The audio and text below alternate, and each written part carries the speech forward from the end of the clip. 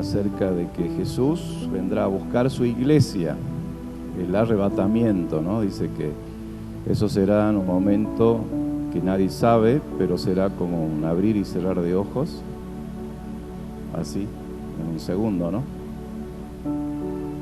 Que Jesús volverá en las nubes, así como Él se fue en las nubes, así volverá el Señor. Y los que han creído en Él, los que han aceptado a Jesús como su Salvador y han recibido el perdón de sus pecados, lo recibirán al Señor en las nubes, ¿no? Porque serán arrebatados, levantados de esta tierra.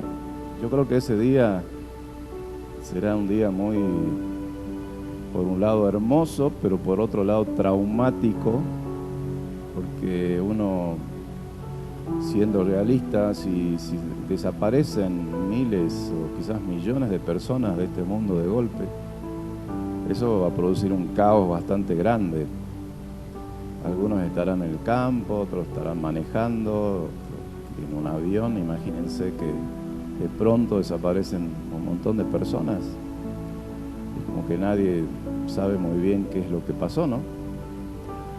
Pero eso dice en la palabra de Dios, y anunció Jesucristo que Él vendrá por su iglesia. Y hay una de las cosas que me llama la atención de este tema del arrebatamiento, y es que, bueno, hay algunas señales, ¿no?, que dijo Cintia ya: guerra, rumores de guerra, hambre, pestilencia. Vendrán también muchos falsos profetas, dice, que engañarán a la gente. Hasta aparecerá un Cristo también que dirá, se hará llamar Cristo, pero no será un Cristo, será un falso Cristo. Entonces, los cristianos, el consejo de la palabra de Dios para los cristianos es que nosotros estemos atentos, estemos orando y velando. Y no solamente porque debemos orar para que cuando llegue ese momento estemos preparados, sino también orar porque dice que una de las características que va a haber en el mundo y en la iglesia y en las personas es que muchos perderán, ¿no?, su amor, es decir, que su amor se enfriará. Y eso está, lo voy a leer un momentito nomás. Está en Mateo 24, 12. Y entonces, una de las características de que ese tiempo se acerca es que la maldad va a ser tremenda en el mundo. Como nunca antes se va a multiplicar la maldad. Dice Mateo 24, 12, que está, este versículo está después de lo que leyó Cintia. Dice: por haberse multiplicado la maldad, el amor de muchos se enfriará. Mas el que persevere hasta el fin, este será salvo. Es decir, que una de las características es que los mismos cristianos, los propios cristianos, se van a enfriar en su amor al Señor.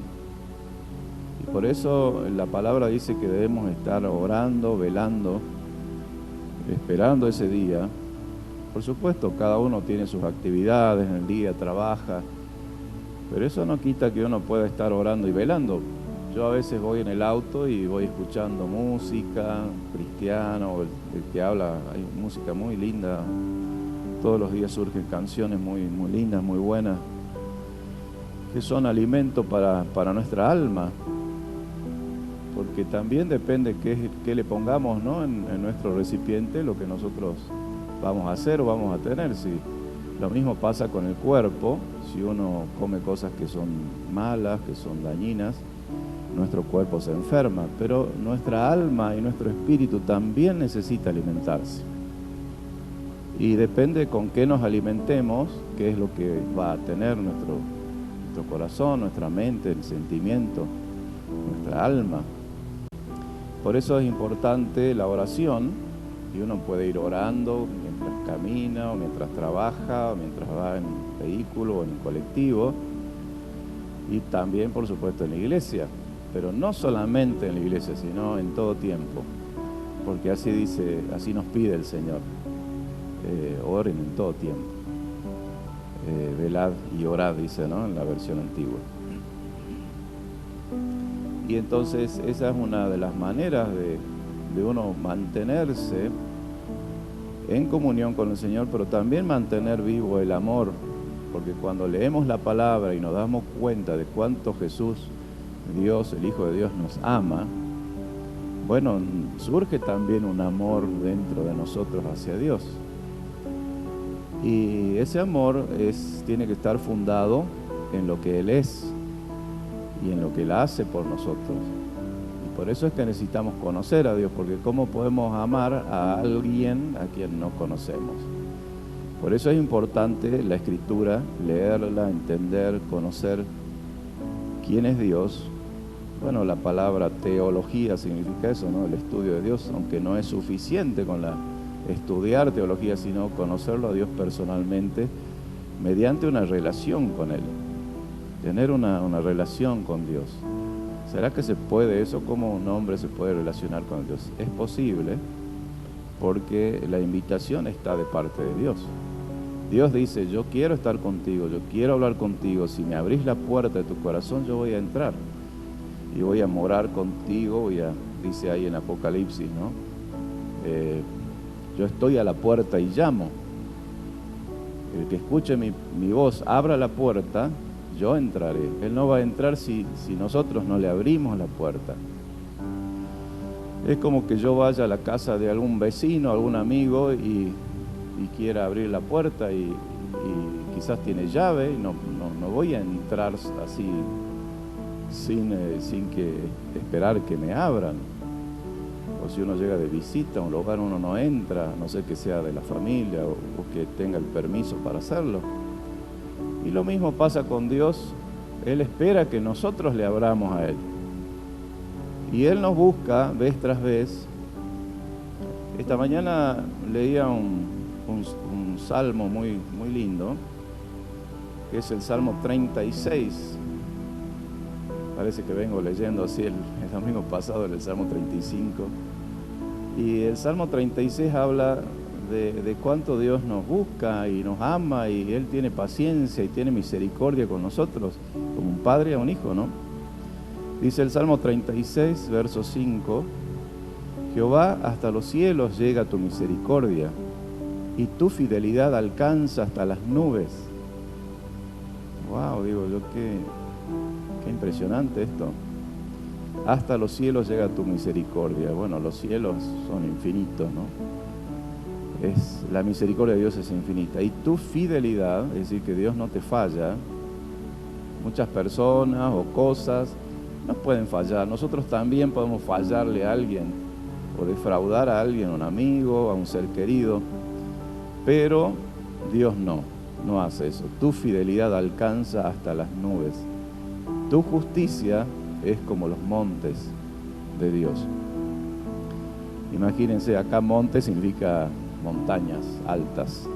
Los montes, no sé, como el Aconcagua, el Himalaya o cosas así, qué difícil es llegar ahí. La vez pasada miraba un documental de un joven que se propuso escalar las 14 montañas más altas del mundo, que superan los 8.000 metros, en 6 meses. Quizás usted lo vio por ahí también a eso.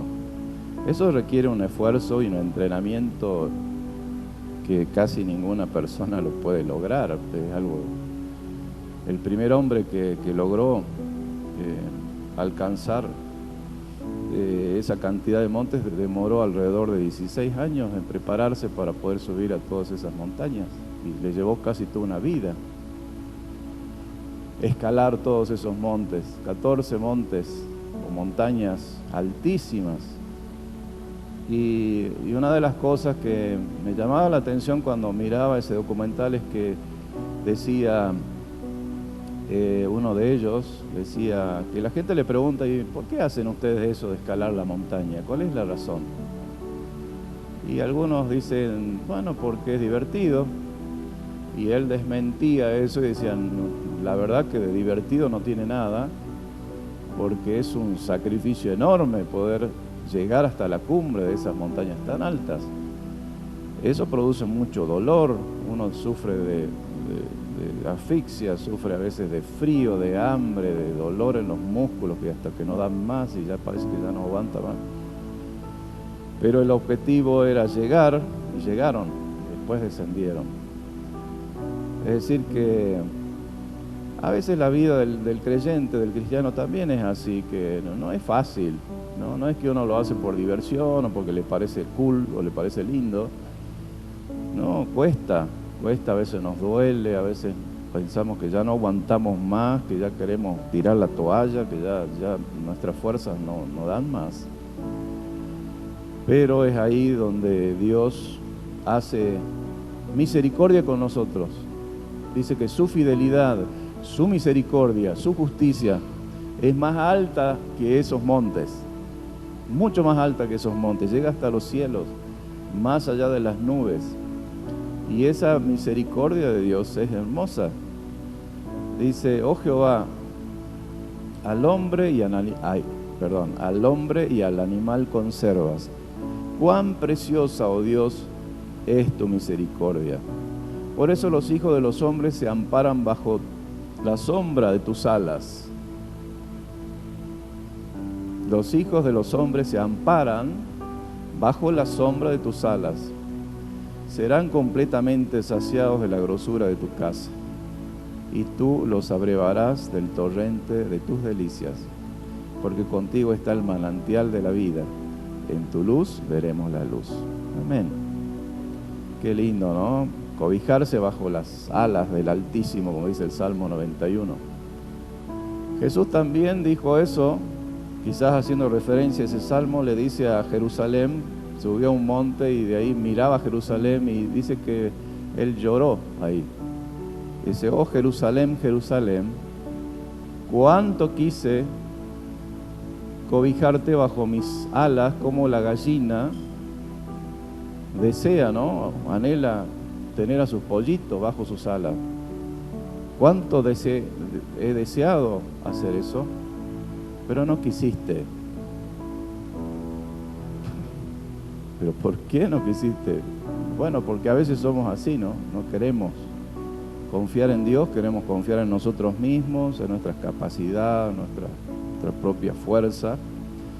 Pero debemos reconocer que yo reconozco, y ojalá que usted lo pueda reconocer también, que sin Dios nada podemos hacer. Porque por Dios respiramos, por Dios podemos caminar, por Dios podemos ver. Él es el que nos da la posibilidad de tener vida. Sin vida no seríamos nada, seríamos un montón de desechos biológicos y después tierra, polvo, porque así somos. Y después del polvo algunos dicen, bueno, ahí se terminó todo. No se terminó todo cuando morimos, cuando dejamos este cuerpo. Nuestra alma, nuestro espíritu sigue más allá, hacia la vida eterna. Con Dios o sin Dios. Con Dios veremos la luz, ¿no? Porque Él es luz, Él es amor. Y sin Dios, la oscuridad eterna. Así que esto de estar preparados es muy importante. Cuando el Hijo del Hombre venga, dice la Escritura en Lucas 18:8, ¿hallará fe en la tierra? Una pregunta muy interesante y difícil de responder. ¿Será que cuando Jesús venga a buscar a su iglesia, hallará fe en nosotros, en los hombres y mujeres? Bueno, no podemos responder ojalá, y yo quisiera que así sea, que Él halle fe en usted, halle fe en mí y en muchas personas más, la mayor cantidad de personas posible, que sean salvas. Porque ¿quién no quiere que alguien que uno ama se salve? Nadie quiere que, ni siquiera, yo creo que el peor enemigo quisiera que alguien se destruya eternamente, ¿no? Bueno, hay personas que quizás tengan ese sentimiento porque no está el amor de Dios. en su vida. Pero ni aún al peor enemigo deberíamos desearle eso, sino que aún a nuestros enemigos, como dice la Escritura, debemos orar por ellos y decir, bueno, Señor, ten misericordia, sálvalo, que se salve, es la voluntad de Dios. Porque la voluntad de Dios, también está escrito, es que ninguno se pierda, que ninguno perezca, sino que todos procedan al arrepentimiento. Para ser salvos debemos arrepentirnos, reconocer que nosotros fallamos, que nos equivocamos, que desobedecemos a Dios. Eso es igual se llama pecado, desobedecer a Dios, hacer las cosas que a Dios no le agradan. Y por eso es que debemos esforzarnos todos los días, así como cuando esos hombres tienen que subir a la cumbre, que no es fácil, así también es el camino del cristiano, un camino estrecho, un camino difícil de transitar, pero el fin de ese camino es la vida eterna. Y el camino más fácil, ¿no? El de los placeres, el disfrutar y no pensar en nada más que en sí mismo, es un camino ancho, es más fácil, claro, caminar por ese camino, pero su fin, dice la Escritura también, que es un fin de muerte, un camino de muerte, no nos llevan a ningún lado. Así que pensemos en eso. Yo creo que en este tiempo vamos a predicar también, además de estar preparados, de la calidad que debemos tener como cristianos, de no ser cristianos así flojos, ¿no? De que nos da lo mismo cualquier cosa, sino que no diferenciamos entre lo bueno o lo no tan bueno o lo malo, sino que todo nos da lo mismo. Entonces yo creo que es muy importante en este tiempo, ya que estamos viviendo este tiempo de prepararnos, que nuestra calidad como cristianos sea lo mejor que podamos lograr y que Dios pueda lograr en nosotros. El Espíritu Santo es el que nos ayuda en nuestra debilidad, porque a veces por nosotros mismos no podemos, pero el Espíritu de Dios dice que nos ayuda en nuestra flaqueza, en nuestra debilidad. Y eso es muy importante que lo sigamos. Hoy quisiera que oremos, vamos a orar por varios motivos. Tengo anotado acá. Y sí, vamos a pedir que nos pongamos de pie, vamos a orar al Señor, porque hay cosas que nosotros como seres humanos podemos hacer lo mejor de nuestro lado, pero a veces no es suficiente con eso. Por ejemplo, la salud. Nosotros podemos hacer todo nuestro esmero por tener buena salud, aunque a veces no lo hacemos, ¿no? Seamos sinceros. No nos cuidamos como deberíamos. Pero a veces no podemos lograr cosas de nuestra salud porque nuestras fuerzas y nuestro conocimiento y nuestra ciencia es limitada. Pero podemos pedir a Dios por salud. Podemos pedirle que Él nos saque de una situación difícil, ¿no? De falta de salud. Y en este tiempo hay algunos hermanos que van a pasar por intervenciones quirúrgicas y vamos a orar también que el Señor tenga misericordia, los guarde, los preserve, ponga su mano de sanidad. También puede el Señor ayudar a los médicos, pues los médicos tienen conocimiento, pero a veces todo sale mal, todas las cosas salen mal y ellos mismos no entienden por qué, pero a veces también salen bien, salen muy bien y dicen, bueno, esto no esperábamos que salga tan bien, prácticamente es un milagro. Hemos escuchado médicos decir eso. No sé cómo se arregló lo que estaba tan mal y claro, los médicos hicieron su parte, pero pasó algo extraordinario que ni ellos pueden entender y esa persona está totalmente sana. Por eso es que es importante confiar en Dios, esperar en las promesas de Dios.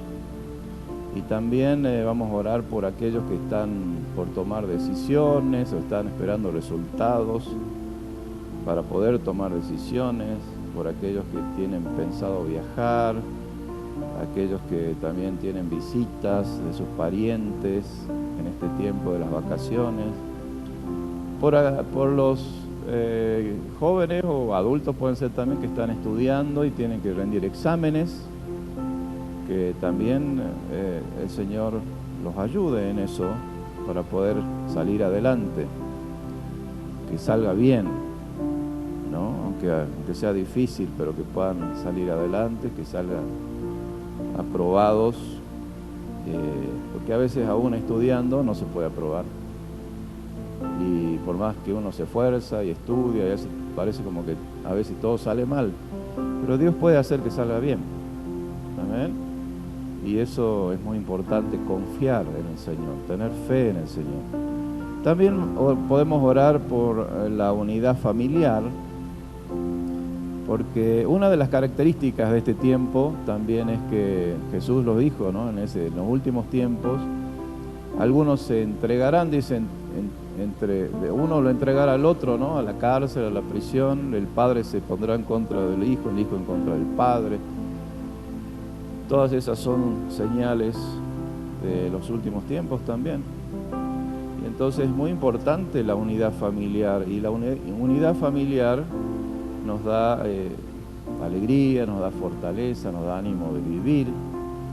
Y a veces cuando uno no tiene la familia unida o no están unidos también el marido con su esposa o con sus hijos, entonces también es como una puerta abierta, suelo decir yo, ¿no? Que viene el adversario, el devorador, y destruye, ¿no? Destruye todo lo que esté a su paso. Y así dice la palabra, que el espíritu malo, el diablo, dice, vino a matar, a robar y a destruir. Pero yo he venido, dice Jesús, para que tengan vida y la tengan en abundancia. Nuestra lucha no es contra carne, contra sangre, como a veces nosotros pensamos, no es contra las personas, sino es contra los espíritus de maldad, ¿no? Las huestes de maldad que habitan a veces en las regiones celestes, como dice la Escritura, en los cielos, en el aire. Así como hay ángeles, como hay Dios, también hay espíritus malos, también hay demonios, también hay cosas que son difíciles a veces de entender, pero que dañan, destruyen. Este es un tiempo muy especial, donde debemos estar preparados para que nosotros podamos estar en condiciones para esa segunda venida del Señor. Podamos restaurar nuestro corazón, nuestra alma. Debemos perdonar a quienes nos ofendieron alguna vez, quizás hace muchos años, pero han pasado los años, uno sigue con ese rencor, ¿no? Y cada vez que ve a esa persona, dice, ay, esta persona no la soporto porque me hizo tanto, que hizo daño en aquel tiempo, bueno. Y uno sigue con ese rencor por mucho tiempo, y a Dios, por supuesto, que le pone triste eso. Y también nos hace daño a nosotros mismos. Entonces debemos renunciar a ese rencor y perdonar. Así como el Señor nos perdonó a nosotros nuestras ofensas, así también nuestros pecados, nuestras ofensas, y nos liberó de la muerte, así nosotros también debemos perdonar a quienes nos hayan ofendido. Así dice la Escritura, es un principio, que para que Dios nos perdone, nosotros tenemos que perdonar.